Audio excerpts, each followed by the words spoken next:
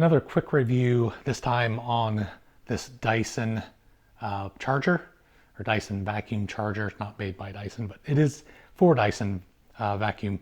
Several different models. Can't say enough good things about them. It's simple to use. It's just like the OEM replacement. I like it. There's no issues with it. Here's your actual charging hole for it. It's made out of nice thick plastic, so if you drop it, you don't have to worry about breaking it.